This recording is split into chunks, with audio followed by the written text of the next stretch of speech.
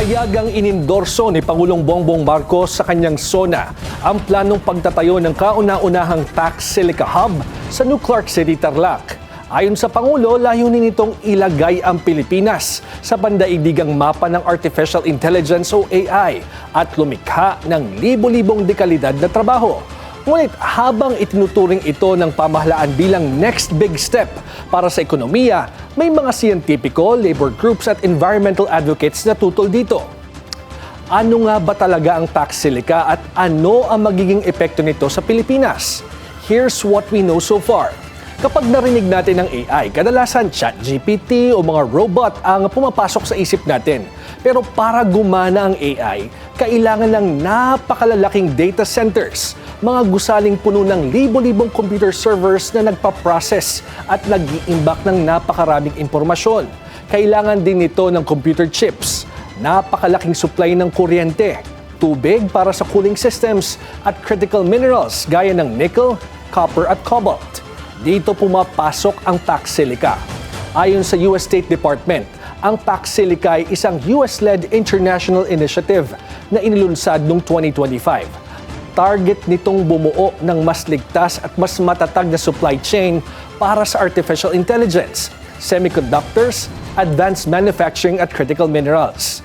Ang Pilipinas ang ika-13 bansang lumagda sa inisyatiba. Sa madaling salita, layunin nitong pagsama-samahin ng mga kaalyadong bansa upang hindi umasa sa iisang supplier ng mga teknolohiyang magiging pundasyon ng ekonomiya sa hinaharap. Inalok ng Bases Conversion and Development Authority o BCDA sa US State Department ang isang 1,620 hectares na lugar sa New Clark City para pagtayuan ng kauna-unahang tax silica economic security zone. Halos kasing laki na ito ng Corregidor Island sa Cavite. Dito inaasahang magkakaroon ng AI infrastructure, advanced manufacturing facilities, semiconductor industries at ilang data centers. Ayon sa BCDA, maaaring umabot ng hanggang 99 years ang lease agreement sa tax silica investors. Sa proposal, walang babayarang upa sa unang 2 taon at itatakda naman sa kasunduan ang magiging babayarang renta simula ika-3 taon. Kapag natapos na o na-terminate ang lease agreement, lahat ng itinayo sa property ay mapupunta sa pamahalaan ng Pilipinas.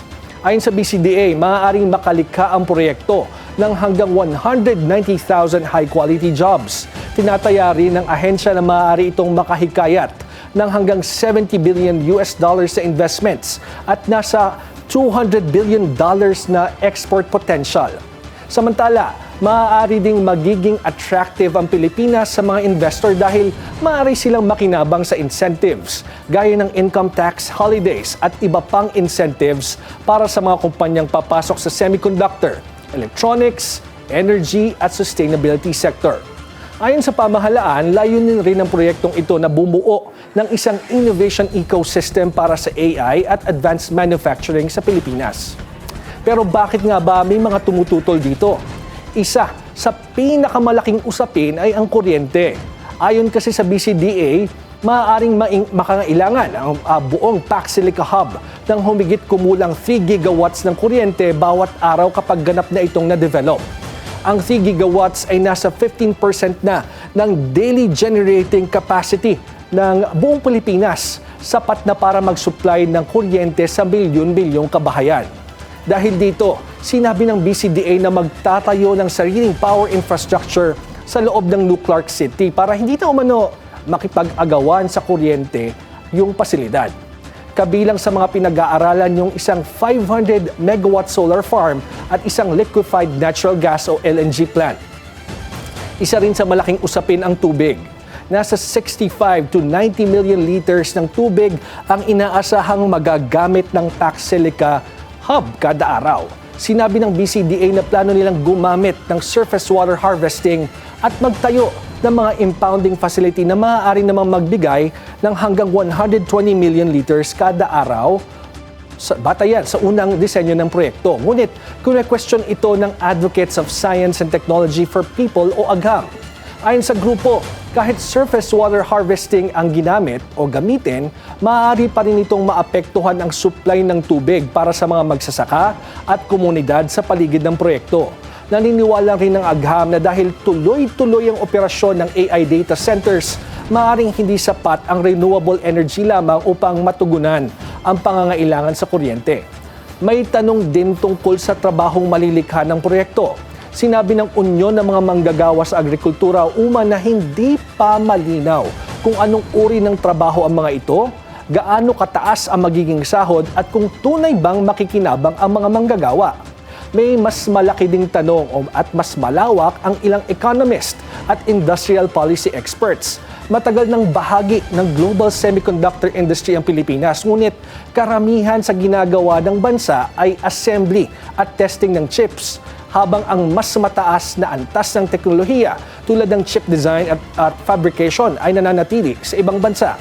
Kaya ang isa sa pinakamahalagang tanong ay ito: magiging sentro ba ang Pilipinas ng AI innovation o mananatili lamang itong bahagi ng mas mababang antas ng global supply chain sa ilalim ng Pax Silica Initiative? Labas pa dito yung usapin sa displacement at sovereign concerns kung matutuloy ang proyekto. Sa ngayon, wala pang pinal na kasunduan para sa Pax Silica Hub. Malaki ang ipinapangakong benepisyo nito mula sa pamumuhunan, trabaho at pagpasok ng Pilipinas sa AI economy. Ngunit bago ito maging realidad, kailangan munang masagot ang ilang mahalagang tanong tungkol sa tubig, kuryente, kalikasan, technology at epekto nito sa mga komunidad. Dahil ang tunay na sukatan ng tagumpay ng Pax Silica ay hindi lamang kung gaano karaming puhunan ang papasok sa bansa, kundi kung paano ito mapapakinabangan ng mga Pilipino habang pinangangalagaan ng ating likas na yaman, kabuhayan at pambansang interes.